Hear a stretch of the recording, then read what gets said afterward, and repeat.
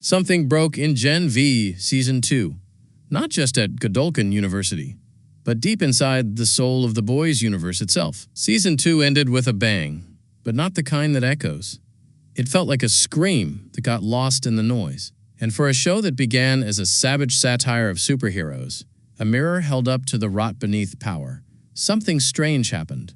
The mirror cracked, and what looked back at us was just another superhero show. If Gen V wants to survive Season 3, it needs more than another mystery. It needs a rebirth. Here are 10 things that must change, not just for the story, but for the soul of the series. Give it a thumbs up to help the video keep engaging. Return to the franchise's dark, satirical roots. At first, The Boys was a brilliant, bloody punchline.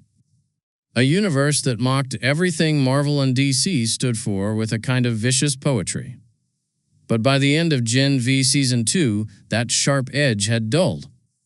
The finale wasn't satire. It was a spectacle. A flashy showdown, a friendship speech, a we did it together moment, exactly what The Boys was designed to destroy. Season 3 needs to go back to the roots, that dangerous, cynical humor that made us question everything. The idea that maybe the real superpower isn't flying or laser eyes. It's how good Vought is at lying. Break free from the Godolkin formula. By now, Gen V feels like it's trapped in a loop. Each season gives us a new dean, a new conspiracy, a secret lab, and a bloody battle on campus. It's like Groundhog Day with more gore. But the finale of Season 2 changed the rules. Marie and her crew are finally out of the university. That's the show's moment to evolve. Season 3 must escape the walls of Godolkin and step into the world. Vought is still trying to hide. What happens when Marie's powers face real-world politics? What happens when the cameras aren't fake and the blood doesn't get cleaned up? That's where Gen V could find its second heartbeat. Emma needs to finally find real love. Emma's story has always been quite heartbreaking. She's the girl who literally shrinks herself to be loved and gets crushed every time. Her relationship with Sam? Tragic. Her new spark with Greg? Gone too soon. It's a pattern that says something painful about this universe. How women are always sacrificing themselves to fix broken men. In Season 3, Emma deserves peace. Not power.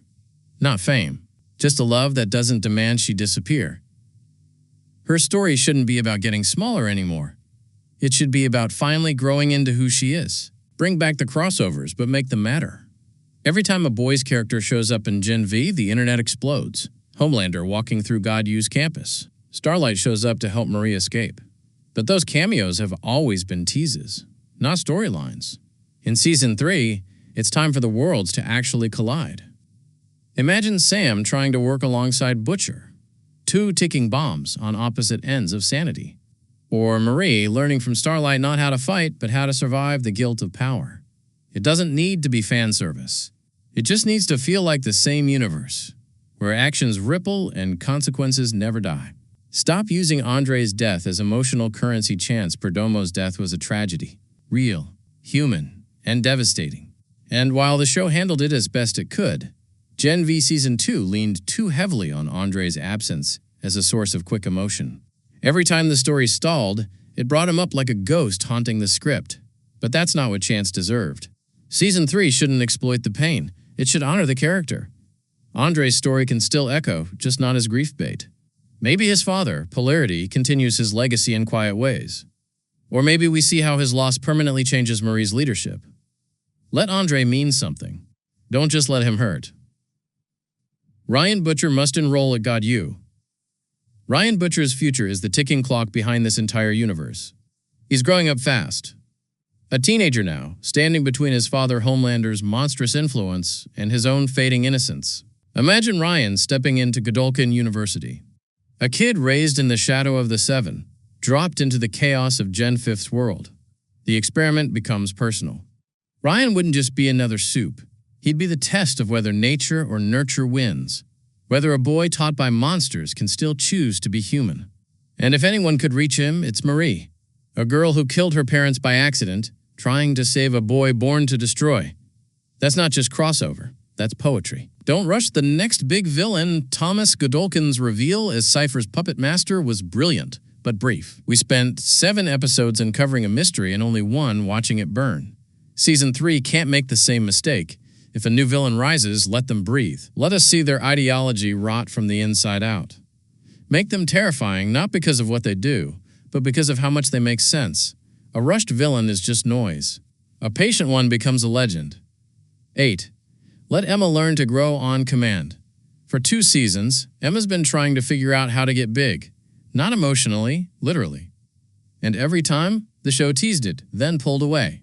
Imagine a moment in Season 3 where Emma finally unlocks it, a controlled, powerful transformation. A giant who once hated her body is now using it to save others. That's what Gen V has always been about, turning trauma into evolution. Let her own it. Let her grow, not by accident, but by choice. 9. Let Marie forgive herself.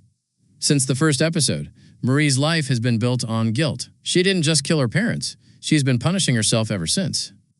But now, after reconciling with her sister and discovering the healing side of her power, she's on the edge of something profound. Season 3 could finally give her redemption, not through victory, but forgiveness. Marie doesn't need to save the world to be free. She just needs to believe she deserves to live in it. That's the emotional center the show's been circling from the start, that the blood she controls isn't her curse. It's her connection to everyone she's lost. 10. Explore the aftermath of The Boys. Endgame. This is the big one. The Boys is ending with Season 5. And when it does, Gen V will be the only piece left to tell the story of what comes after. If Homelander dies, or even if he doesn't, the balance of power in this world will shatter. Governments, corporations, secret labs, underground movements, all scrambling for control. That's where Gen V Season 3 must live. Not in the shadow of The Boys, but in the ashes of it. Imagine a post-Homelander world, a vacuum where everyone wants to be the new god, and the kids of Godolkin are the only ones strong enough and broken enough to stop it from happening. It's not about who's the next hero. It's about who dares to be human in a world that's forgotten how. The future of Gen V. So where does all this leave us? Gen V Season 3 doesn't just need to continue. It needs to evolve. It has the rare opportunity to take the DNA of The Boys, that biting satire, that emotional rawness, and mutate it into something even darker, stranger, and truer. Because in the end, Gen V was never about superpowers. It was about control. About who has it, who abuses it, and who's brave enough to break free from it. If Season 3 dares to go that deep, to strip away the capes and the cameras and expose what really makes a hero, it won't just fix Gen V. It'll redefine the Boys universe entirely. No. No, I'm not. Yeah, you tried when you were at Elmira a bunch of times.